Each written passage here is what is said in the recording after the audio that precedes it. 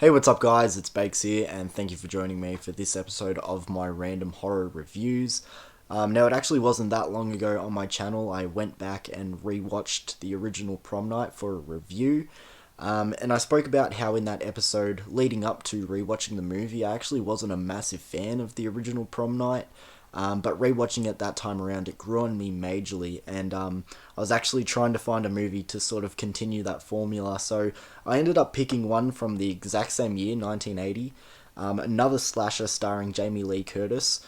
And it's actually a slasher that is pretty notable. A lot of people would consider it like maybe a slasher classic, if you want to use that term, but I've never really been real keen on. So a lot of similarities there between Prom Night, same year, same leading actress. Another slasher. Today's movie is from 1980 and it is titled Terror Train. So yeah, like I was saying, I've never really been a massive fan of this movie. But I was hoping, like Prom Night, I'll check it out again and maybe it will grow on me. It has been a little while since I last checked it out, besides rewatching it for this review. And like I said, I've never really been into this one. But for a movie that I've never really been into, there's a lot that really stands out with this one and a lot that it's known for. A lot of people would know that the magician David Copperfield plays a character in this movie. It also takes place on a train, which, there aren't a lot of horror movies that take place on trains. The killer changing disguise, that's another thing that this movie's notable for. And then maybe a little bit more of a niche one, but I do hear a lot of people bring up the dummy death that happens at the end of this movie, which I think is pretty funny as well. But like I said, there's a lot that this movie's known for. It is one that people would probably consider to be a classic slasher.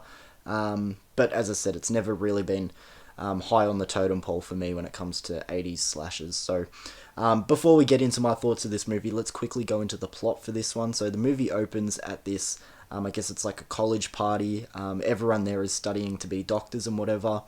And this group of guys have got this thing going with the freshmen, they're being hazed and everything, and they've all got to try and lose their virginities or whatever. So one of these characters is set up.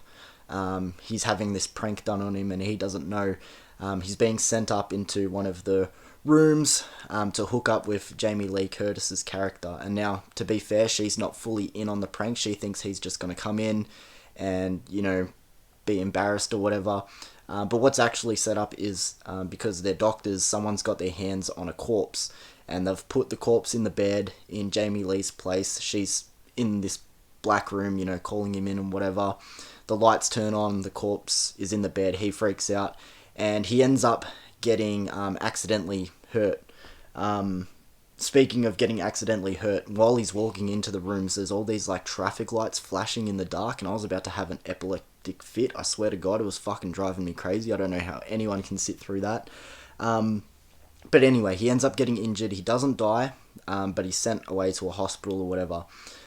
It jumps forward, I think, like a year in time, and everyone's graduating and they decide to have their graduation party on a train, which to me feels a little bit out of place. Like, I don't know why you would choose a train to have a party. It just seems so compact and so claustrophobic, and the layout is not very suited for a party in my opinion. I guess it's an experience, but whatever, that's what they decide. And it's got great atmosphere. It's off in the snow.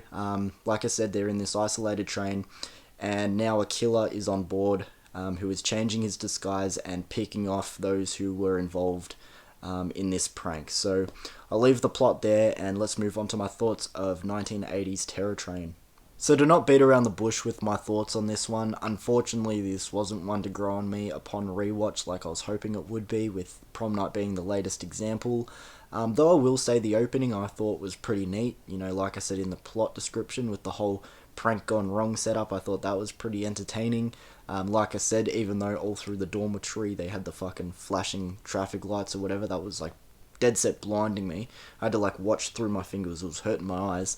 But everything else I thought was pretty neat. And even like once the title card hit, I actually thought it was pretty brooding and pretty atmospheric with this train riding through the dark, the snow falling around it.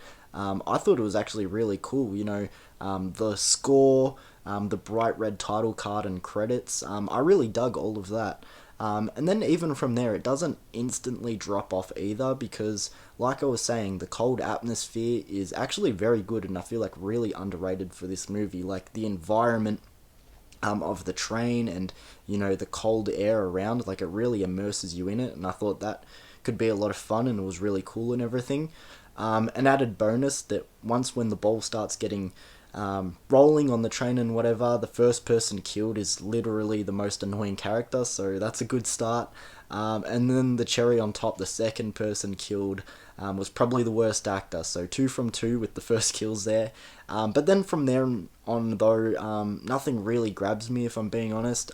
Like I said before in my review of Prom Night, and what I'm saying is nothing groundbreaking, but Jamie Lee Curtis is so good, especially seeing her here as a young actress surrounded by other young actors, and adding so much more than what the other people around her do, like really separating her, and no wonder she went on to have a great career, not just in horror, but just in acting in general.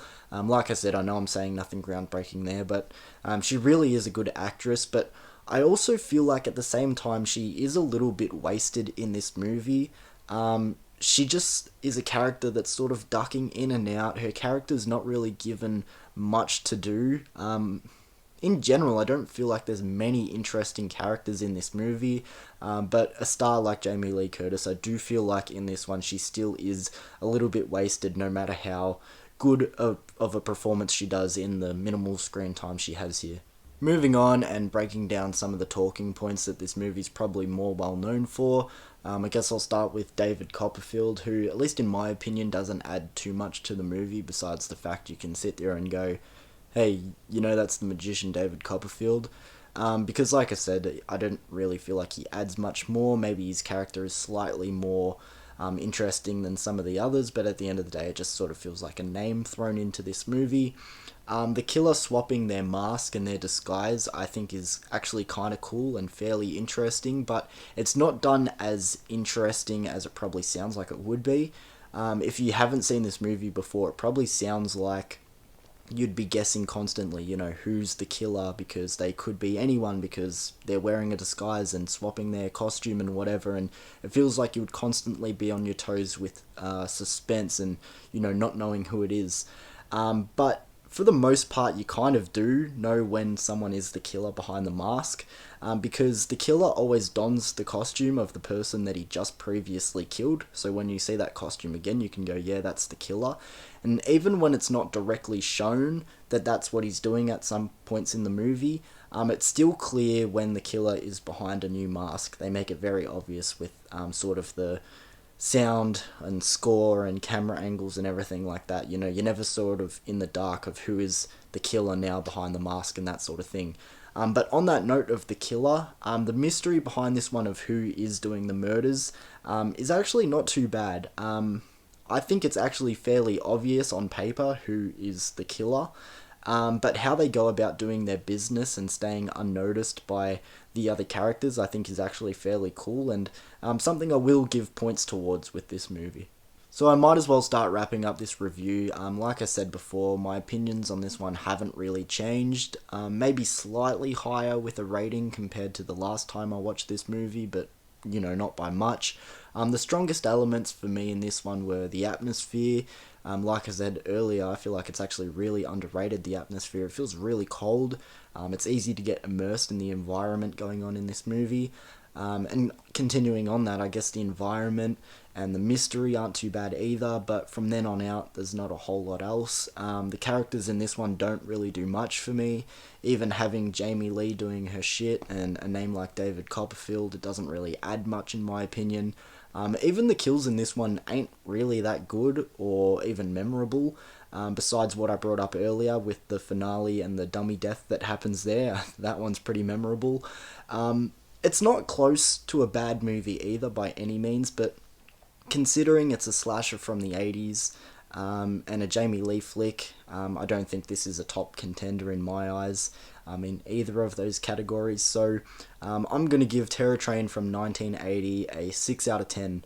Like I said, maybe a slightly higher rating compared to what I would have done upon my last time checking it out, but I also don't really remember clearly because it was a long time ago. But if you have a different opinion on Terror Train, if you like it more or like it less, let me know in the comments below, guys. But either way, thank you for joining me for this random horror review, and I'll see you for another video soon, guys. Thanks.